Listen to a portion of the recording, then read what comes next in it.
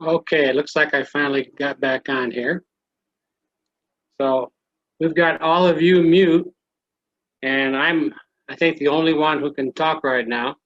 So I'm just going to make sure I can be heard by checking with someone. I'm sounding okay. Great. All right. Well, thanks. Bye-bye. So I'd like to thank everybody who's coming. I know there's a few people coming in late, and I'm not sure how many people are coming, but I know there's at least about 10 or more of us here. For those of you who I don't know, my name is Rick Labello, and I work at the El Paso Zoo, where I'm the education curator and head of our conservation committee. And I've been working on this particular topic for many, many years, going back to at least 1988. And today, the goal of our presentation is to update everyone who's interested in this topic about this big dream for Texas and Mexico and the world. And hopefully, as a result of the presentation, recruit some new blood, get some more people involved who can help us with the next step. And right now, the next step is, in my opinion, to put together a roadmap for the future as to how to realize at least part of this dream. And for those of you who would like to get involved or you have questions, there's a contact form on chihuahuandesert.org that you can use, and that would be the best way to get involved and to ask questions. So I'm going to give a short presentation, and then I'm going to open it up for questions. And I don't think we'll be here too long. So again, I want to thank everyone for coming. Like I said, I've been involved in this effort since the 80s, and not too long ago, I joined a representative from Big Bend National Park at a transboundary conference at the world's first international park or protected area called Glacier Waterton International Park on the Canadian border with Montana. And I was joined by colleagues from around the world representing many of the transboundary protected areas that you see on this map. And we had a great time, a great workshop. It was sponsored by the National Park Service, the International Peace Park Association, and also Rotary International. And it was called Hands Across the Border. And I actually videotaped a good part of it with my phone. And recently I put about 2 hours of it on YouTube. So if any of you would like to see the highlights from that workshop, where I also give a brief presentation on this topic, just contact me and I'll send you the link. So these were the initiatives that were represented at the meeting. We didn't have someone from every transboundary initiative, but we had quite a few representing almost all the major continents. And these are some of the people I met, and I'm still staying in touch with them. And it was just probably one of the best workshops I've ever attended. And one of the things that came out of the workshop that I will always remember is how everybody agreed that the key to success with conservation is just like anything else. It's all about relationships. And to give you an example, at that meeting, I got to know David Larson, who was the former chief of resource management in Big Bend. And as a result of me and him getting to know each other, we put together a successful grant that actually funded some project that he'd been working on and the park continues to work on in eradicating exotic species along the Rio Grande, like salt cedar. So that's the number one thing that I'll always remember, and I think is key to this project as well. It's relationships. And one of the projects we learned about was an international effort to bring back the bison in that part of the Rocky Mountains. And I got to see grizzly bears. I got to meet some great people who were just as dedicated as I was. And I'm so glad I got to go. And of course, like I said at the beginning, the world's first major transboundary protected area called an International Peace Park was right there we were at. And every year the Rotary clubs that were involved, and I have gotten Rotary involved in this project as well, celebrate their relationship and cooperation in September right on the border. And part of that celebration is on that video I told you about. So today I just want to give you a brief history of this protected area down, we call Big Bend on this side, and then there's protected areas here in Mexico. The highlight for me, and one of the things that I'll always remember, is when I started working in Big Bend as a park ranger, I always wondered what it was like on the other side of this mountain range called the Sierra del Carmen. And you could see it every night from Panther Junction where I lived and worked. And for years I used to look over there at those mountains and I would say, I wonder what's on the other side, but there was no road to go over there and there was no knowledge of how to get up there. I mean, there were people that went over, but I didn't know who those people were. And then finally, in the 1980s, the park superintendent was contacted by the governor of Coahuila, who wanted to develop tourism and to look at the international park proposal that was made years ago. And so he invited us to go up there, and we spent a couple of nights up there and explored and had a great time and saw the trees and the high elevation areas that were actually higher than the mountains in Big Bend. And it was at that moment in October of 1988 that I became convinced that something needed to be done to complete this dream that President Roosevelt helped to advocate for when he was in office. So back in the 1930s, they were talking about this proposed Big Bend International Peace Park. Now today, I try to avoid using the word peace park or international park or even park, because in Mexico, the people who are involved in the conservation of this area, which is protected in part by Mexico, realize that there aren't any national parks in Mexico. So trying to develop one in Mexico to go along with Big Bend is not really a good idea because they don't even have that structure in their government. So today I use the word transboundary protected area most of the time when I talk about this particular project. So I was really happy when President Obama met with President Calderon to discuss this part of the world. And one of the things that came out of their press conference when they met was how the Big Bend was one of the largest and most significant ecological complexes in North America, deserving of high elevation protection by both governments. And when that happened, I said to myself, wow, look at this. The two presidents are talking about this. Maybe there's going to be an international park next. Well, I'm not sure all the political things that happened after that meeting, but I did find out that because of the politics in Washington with Congress, they just felt that the timing was not right to move forward in the Department of the Interior. They did reopen the Boquillas Crossing, which was important, but nothing has ever happened since then that I know of where our two governments at high level capacity have actually met to talk about next steps other than what's happening now, which is more informal, like it's always been with sister park type relationships.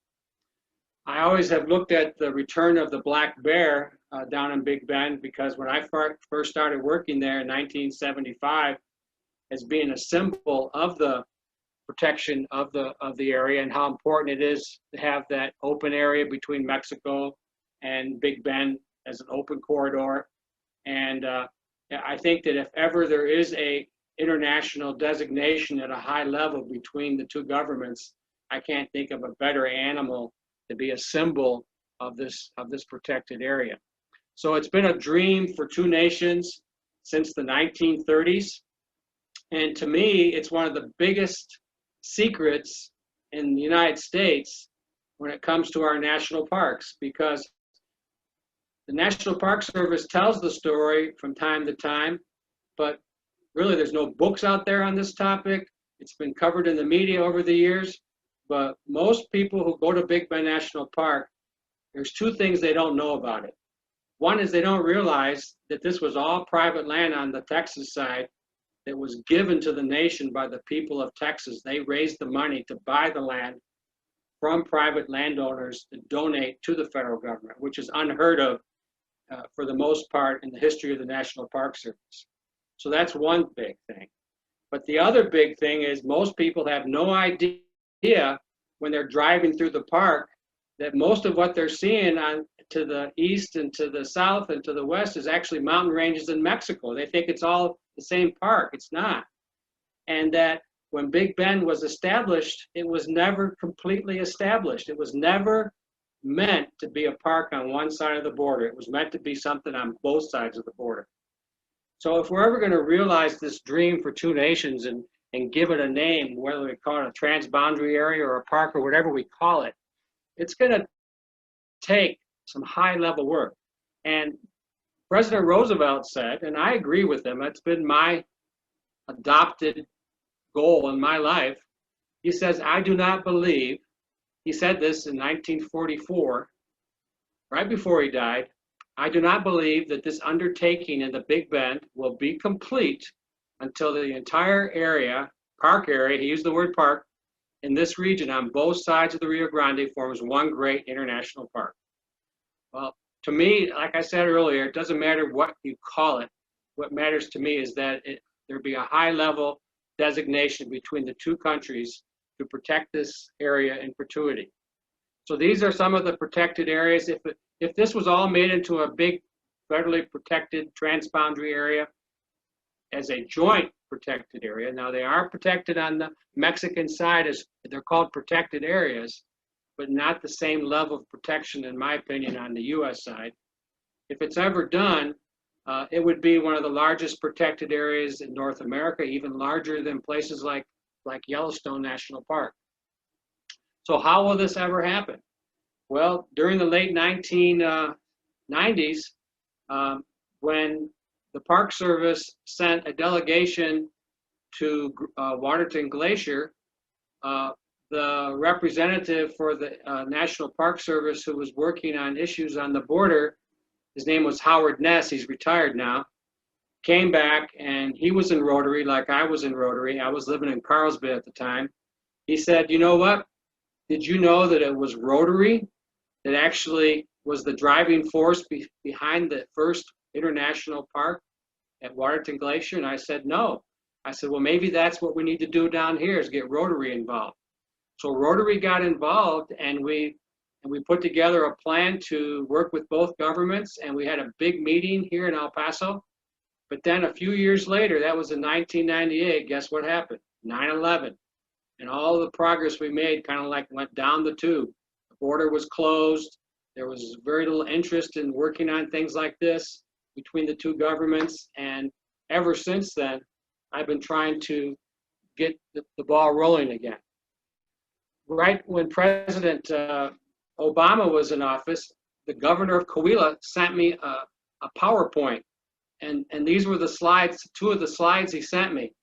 And not long after that, they started talking about it at the presidential level. He called it an international peace park, and they used the word international park. But that was just one state, one entity. But like I said, it doesn't matter what we call it, it's just how we're going to get there. So I've put together some benefits that I'd like to share with you for having something done that's not there today at the high level that I think it needs to be. And again, for those of you that might have not caught it at the beginning, the main goal of this presentation is pretty simple. I want to update people on where this project is and let you know that I feel that the next step is putting together a roadmap as to how it can be done. And I'm looking for people to help.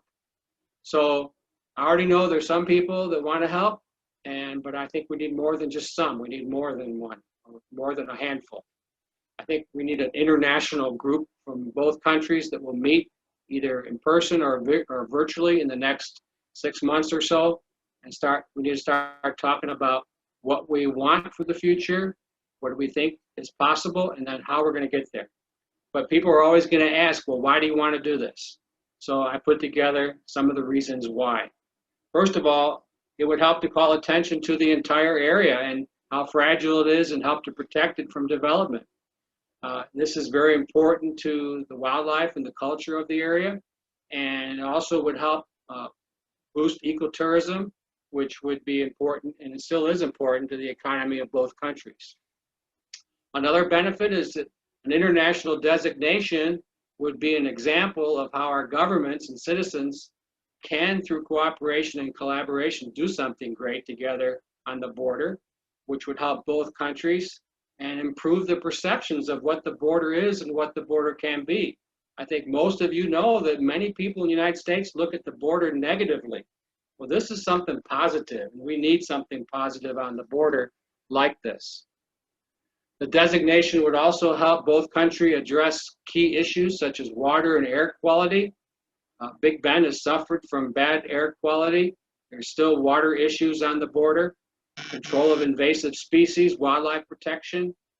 Thank goodness there's the Labello group that's helping with wildfire protection on both sides of the border, but we need more help. We need more money, and we need more high-level support and support from both countries. The other benefit is it would become a permanent monument and a symbol of peace, which was part of the original vision between both countries. It would help to celebrate the friendship between the two countries and be a meeting ground where people from both countries could come together to learn about each other's culture while coming together to better understand the natural world that we all share. I mentioned in the press release in promoting this meeting that it would also help with climate change. Most people don't think of the desert as being helpful towards climate change, but desert habitats do have an impact. And one of the things that most people don't realize is that desert plants are some of the longest living organisms on the planet. And as a result of their long lives, they provide substantial carbon sequestration capabilities. And then let's talk about the border wall. Many people believe that the need for a border wall is an indicator of failed immigration policies. If we had a better relationship with Mexico, we could have more opportunities to collaborate on all the issues above, including immigration challenges, and have less of a need for border walls. You know, a lot of people, when they call me on the phone and ask for my opinion on the border wall, they ask me how it's going to impact wildlife and the environment. And I tell them what I think, but I also tell them that it's already hurting the relationship we have with Mexico in a big way. I mean, if you go to Mexico like I do, and you look at the border wall from the Mexican side, you wouldn't believe some of the things that people have written on the wall on the Mexican side about our country. You know, if you look at the history of Mexico and the United States, it's not a very happy history. This all used to be Mexico. And if you look at the history of how it ended up coming into US hands, it's not a pretty picture. And a lot of people in Mexico know the history, and they resent the United States for taking away all this land from them years ago. So there's already that bad feeling. How are we going to improve our relationship with Mexico if we just keep building walls along the border? So an international park could be something positive to help improve relationships with Mexico. And like I said earlier, the key to solving problems everywhere, including the border, is relationships. And people need to come together and get to know each other, and a transboundary protected area would help to create important opportunities that would happen there, and hopefully it would encourage more transboundary cooperation everywhere along the border. So if you joined the meeting late, again, the purpose of this presentation is to give you an update as to where this project is. Now it's up to all of us who have an interest to get involved, and if you're interested, just contact me by using the contact page on chihuahuandesert.org. So with that, I'm not sure if there's any questions in the chat, but Sarah Murphy is helping me with this presentation, so if there are, she can unmute everybody and we can try to have a little discussion if you would like, and I'll try my best to answer any questions that any of you have.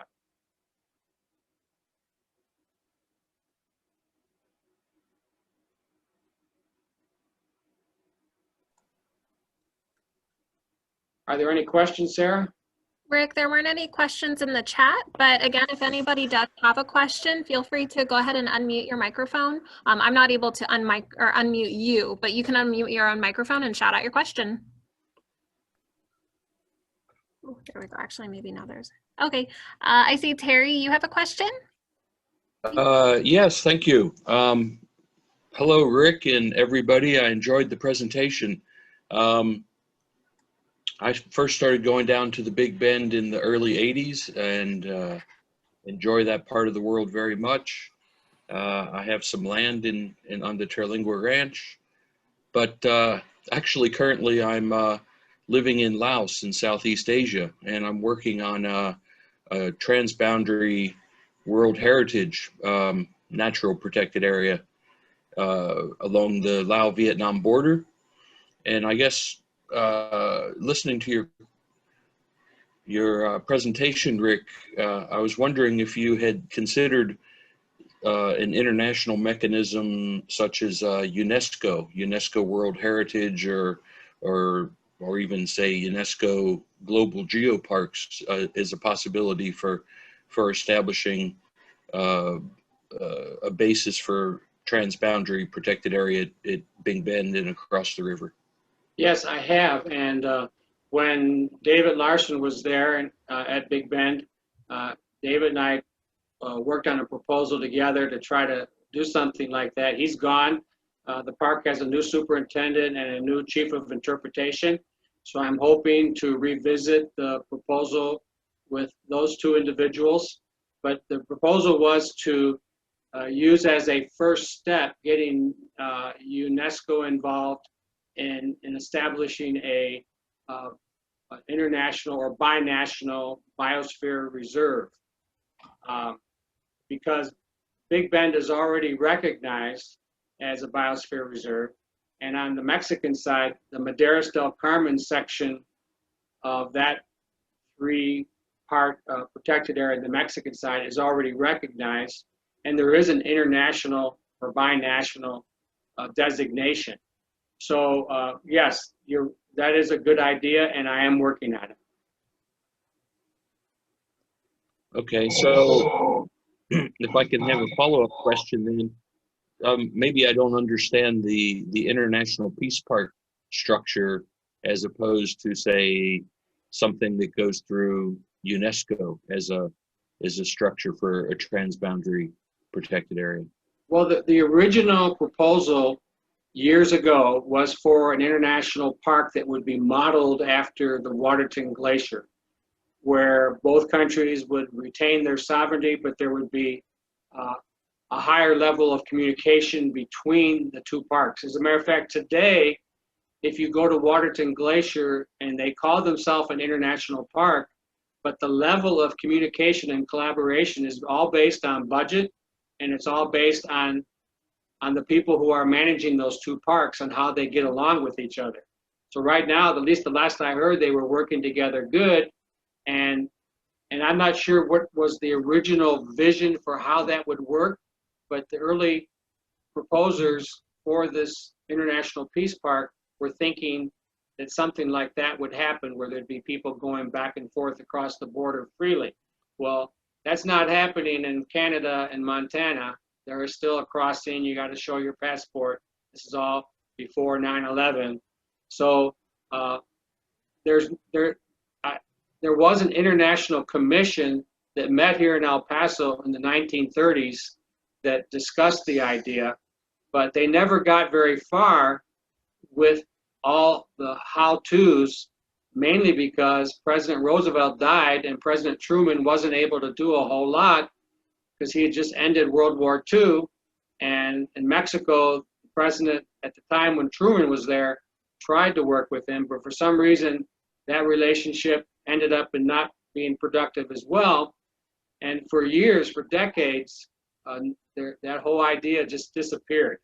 So ever since Superintendent Gil Lusk from Big Bend started going into Mexico and talking to leaders in Coahuila and Chihuahua. I think he went to Chihuahua too. He's been trying, the Park Service has been trying to keep the conversation going. And the Park Service is supportive of this today, but only when the political climate is right. And this hasn't been the right time. So there is no plan, there is no structure for how it would be done. And that's why I'm trying to put together a international group who can at least come up with a roadmap so that this roadmap would have input from both governments and all the key players involved, so that we could say, well, this is what we want it to be like, and then how we're gonna make it happen. So I'm not sure if that answers your question, but I don't really have any more information to give you other than to send some documents to you, historical documents and press releases, but they don't really go into the details. Right. No, I think that answers it well. I didn't realize that you had the biosphere reserve status at Big Bend and across the river. So that's a good starting point anyway, I would think, and you could probably try to capitalize on that. But otherwise, no, I think you answered my question quite well, and I wish you luck. And if there's any way I can be involved and be helpful, I'd be happy to do so. Great. Well, contact me with your email, and then I'll stay in touch with you, Terry. Okay, I'll do that, Rick. Thanks for the question. Anyone else have a question?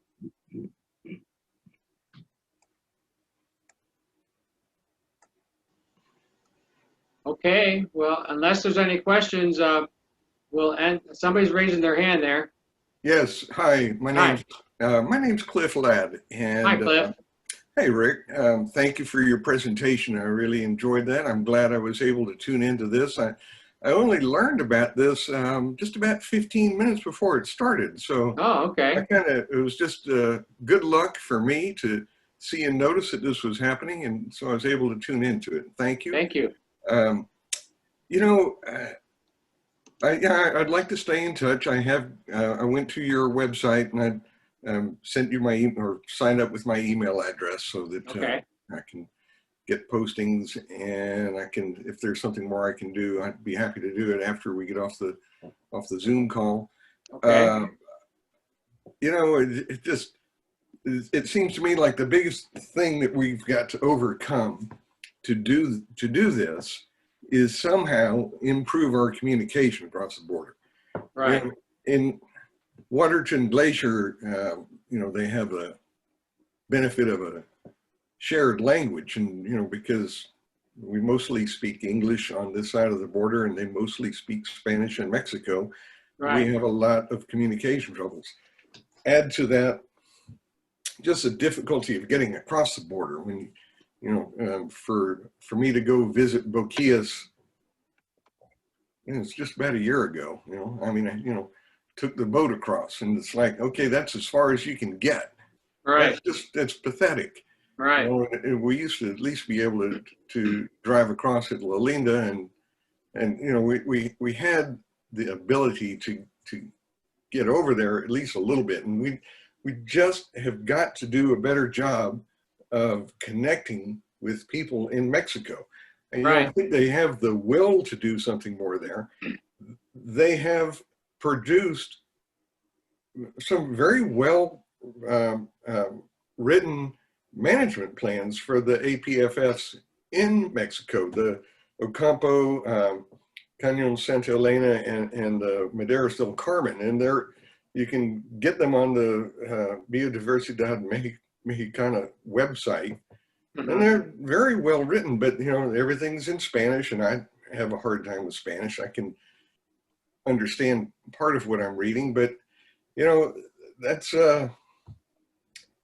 I think an indication that they really do want to do a lot more, but they have the same problems we do with connecting in any way. So that's my main comment. Well, just to tie into your comment, when I was living in the park, we had regular meetings with people in Mexico But then after 9/11 and with the budget, a lot of those meetings just didn't happen anymore, and the communication just it's there, but it's not at the high level it used to be. Mhm. And you're right. We have to improve communication across the board, and I believe that the Park Service wants to do that. But right now, with the political climate, they need to stay below the radar screen of Washington. But hopefully, the political climate's going to change, and we'll see a renewed activity, with communication. But I think you hit the nail on the head when it comes to communication. There's just not enough. I mean, even here in El Paso, where I live, I mean, there's tremendous back and forth on the bridges. You have people that have families in Mexico, and they go see their families, and then their families in Mexico come over here. But there isn't even an international organization in El Paso that works on focusing on improving communications. So, it's a problem all along the border, I'm sure. There is an organization I used to be a part of called the International Good Neighbor Council, which would work on communications. And Rotary does that today, but there's just not enough of it. And so I think that's going to have to be part of the roadmap, I think, is how do you get people involved in wanting this to happen in the future? Because a lot of the politicians that would need to be involved in some way are going to listen to their constituents, and they're going to ask hard questions like, what is this going to mean for us, and what is it going to cost, and why do we need to do this? We're noticing on both sides of the border that people do love outdoors, and they love nature, and people are going to be looking for more opportunities. But Mexico has to want to make that happen over there, and some of the people I've talked to in Mexico don't really want to see tourism on that side. They just want to keep it, wild and without people. But we all know that that's not very realistic nowadays, because if you don't have people loving it, they're not going to value it, and they're not going to want to make sure it's protected for the future.